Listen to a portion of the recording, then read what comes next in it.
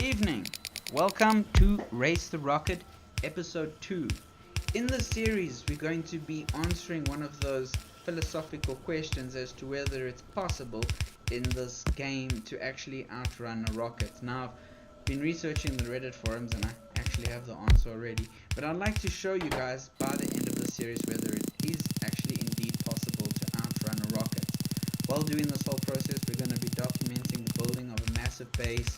We're going to be building research wagons that are going to hold 10 plus wagons on each one, 120 arms, unloading. It's going to be great to document the whole build of how we're going to go about this.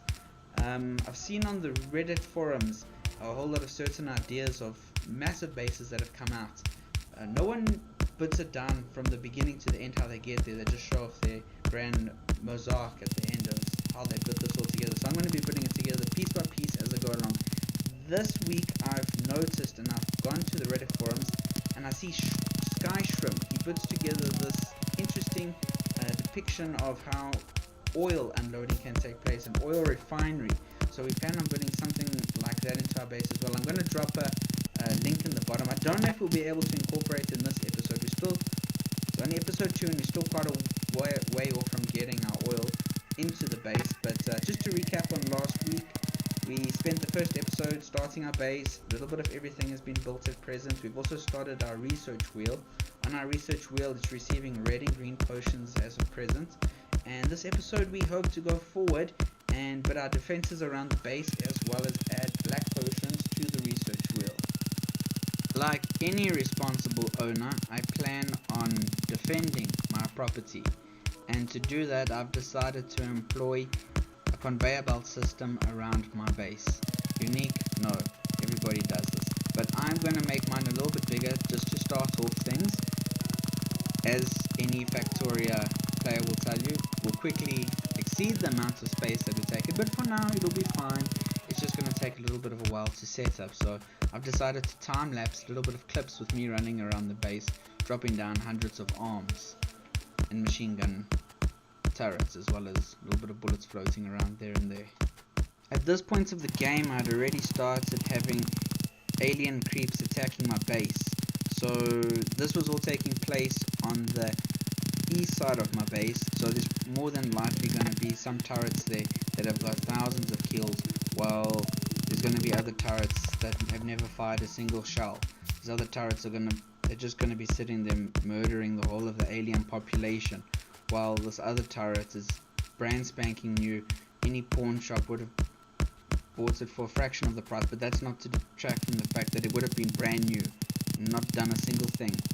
So we're just dropping down the rest of our conveyor belt to go around. It should connect up here. We started from the bottom south of the base, so here's the point where the two come together. With the ammo belt now connected, all we need to do is just drop down the last of the turrets and inserters and wait for ammo to be produced. Now that we've got a defense with turrets and inserter arms and production of ammo, we now need to build some walls to go around our base. Similar system that we employed for the building of steel plates. We're just going to have one row of stone come down, and then on the opposite side we're going to be pushing coal through. So we'll just grab some coal from our line that initially supplied the ore line and start feeding it through here.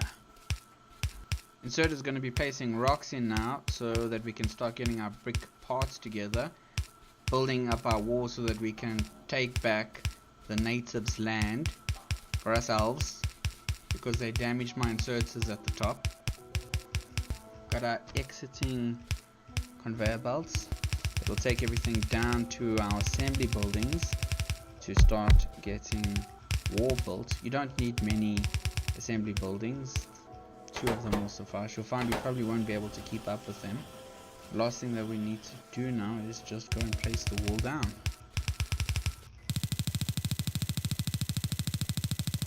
I sped this part up a little bit because it takes a little bit long to watch a person walk around this much base putting down wall.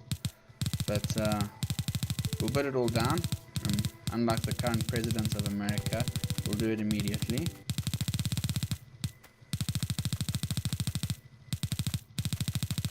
Once our clicky borders are up, we will be sure to keep all of the aliens out.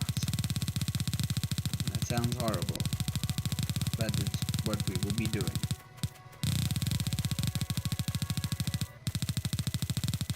Now, when you saw the number of manufacturing assembly buildings that had 4 walls, I only had 2, and they managed to produce quite a bit of welding pretty quick.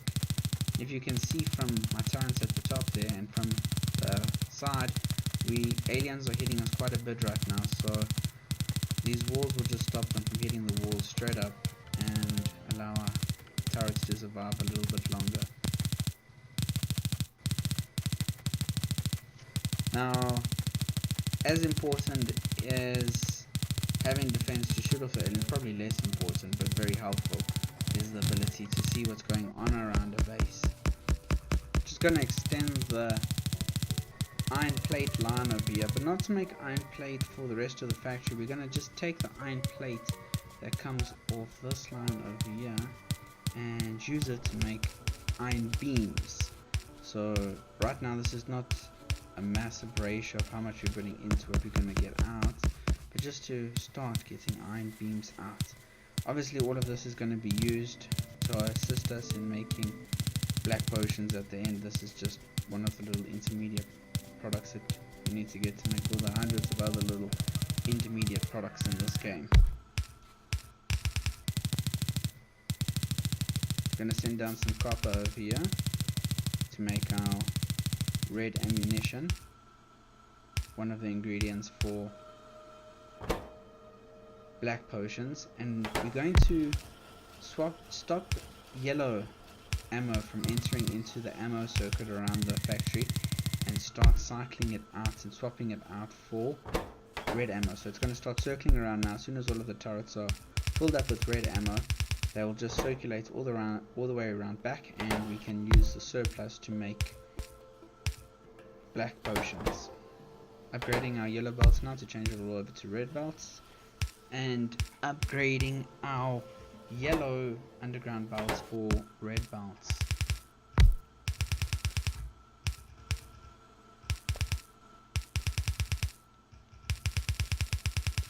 Last part of the belts, we need to get a splitter, but since we've got the research, we're gonna go straight from yellow splitters straight up to red splitters.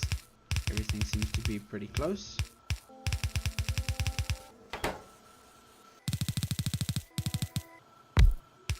Put some lights together, make our base nice and shiny. Lights don't use too much power, so we can chuck a shitload of these around the base.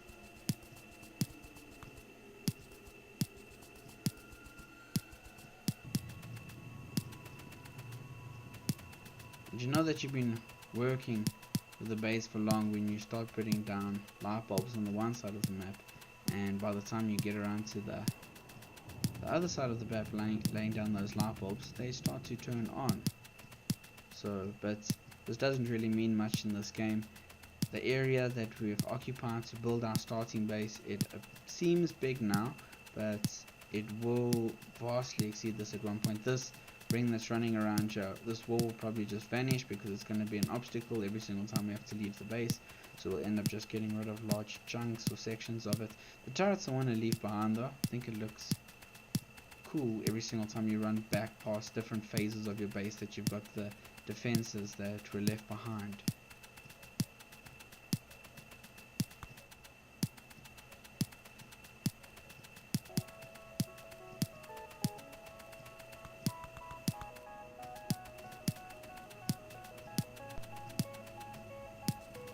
Now that all lights have been laid the whole way around our base, we need to get some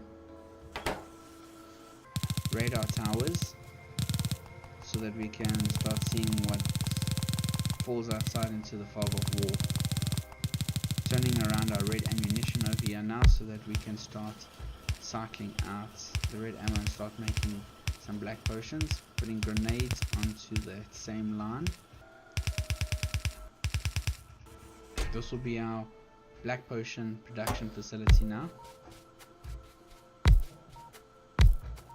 I saw comments on Reddit about some of the things that you can do to your base that's extremely detrimental, and one of them is place down a lot of radar towers. Apparently they use a substantial amount of power, and that doing this is suicide to your base. But I plan on getting a lot of power manufacturing, steam plants, and eventually if you get nuclear, there's really nothing that you can't power. So I'm not too worried about this for now. And all radars have the ability to scope out a small portion of the map that hasn't been discovered yet, so this allows you to plan for future exploration. We've now fed our red ammo onto the assembly line. There's our turrets, and lastly we just need to add feeding in line for the grenades, and we'll be ready to go with our black potion facility.